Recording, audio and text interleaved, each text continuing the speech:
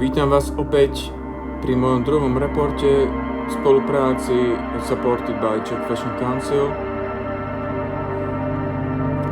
Bakes as Mapping Culture and a State of the World in 2024. Ako viete, ako sme si minule povedali, v jednom z najturbulentnejších, najvolatilnejších a najapokalyptickejších rokov v histórii, we will see, čo všetko sa udeje ku koncu roku, ešte do konca roka. Let's be prepared, let's be vigil, také pekné slovo, vigilant, vigil, buďme bdelí, mali by sme byť stále bdelí a vnímaví.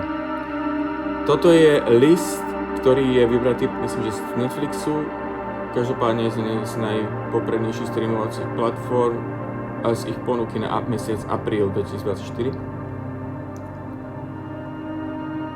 Je to snapnuté z Hypebeastu a zámerne som vybral túto selekciu, ktorá neskutočne extrémne kombinuje Harry Pottera, Lynchov Inland Empire z roku 2006, ďalej vzácnu kultovú alternatívnu snímku Lost in Translation z roku 2003 so Scarlett Johansson, Billom Mariom, McQueen Hard Drama 2018, Miracles 1989, The New World z roku 2006 a nakoniec Pink Panther z roku 2006. Takže máme tu veľmi divný mix a blemish kombinácií, čo je jasná vec,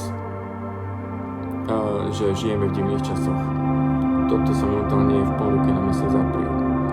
Celkovo aprílové premiéry v kinách sú zaujímavé, vedené najmä, sú to veľmi intenzívne filmy. Pre mňa osobne je najvýznamnejší, alebo ten, čo vládne, ten, čo leading tento mesiac je Alex Garland's piece Civil War, alebo teda občianska vojna, ktorý je osobne, pre mňa osobne takou pomyselným pokračovaním filmu Leave the World Behind, kde excelovala minulý rok, koncu roka, ktorý mal premiéru v decembri, myslím, že na Netflixe tiež, ak sa nemýlim. V 2023 mal premiéru a exceloval tam Julia Roberts po dlhom čase v takomto veľkom americkom snímku spolu s Ethanom Hawkeom. Ten film má veľmi fantastickú atmosféru, kde vykresuje celkom prirodzene, ako sa tu môže všetko zvrhnúť a svet sa rútiť. V priebehu pár minút môžu nastať problémy, komplikácie, v hodinách a dňoch sa potom výrazne zmení celá situácia, celá realita, čo sa deje ľudí.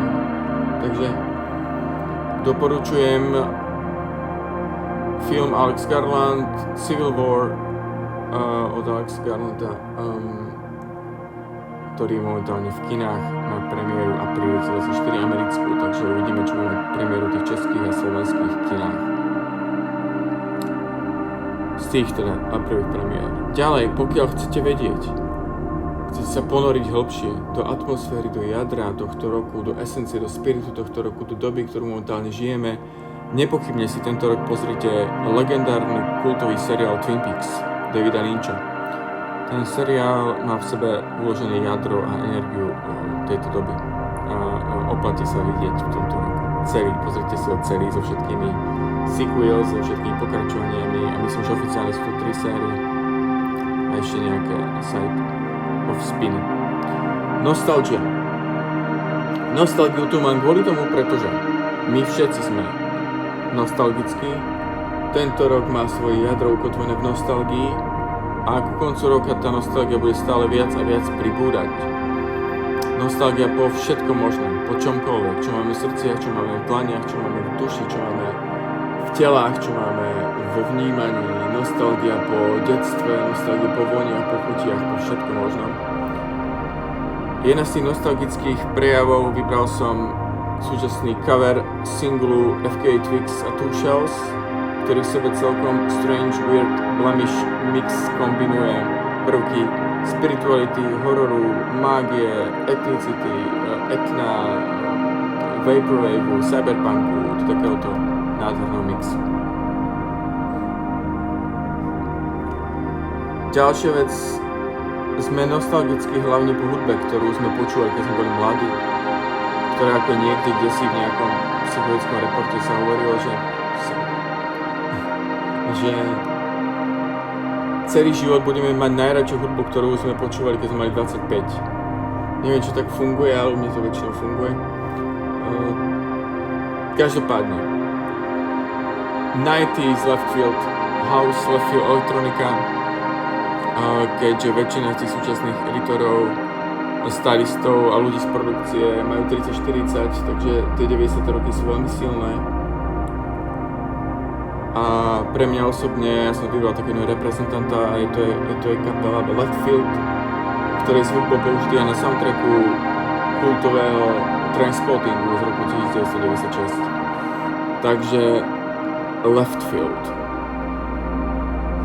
čo je celkom markantné slovo aj pre súčasnú dobu a celkovú spoločenskú situáciu. Left Fields and Badlands.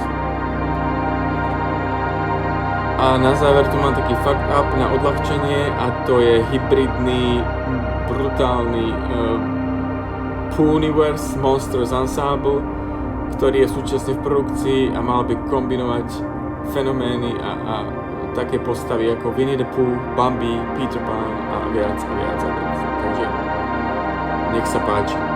Ďakujem za pozornosť, uvidíme sa na budúce, toto je môj druhý report PXS v spolupráci s Czech Fashion Council, majte sa pekne dovtedy.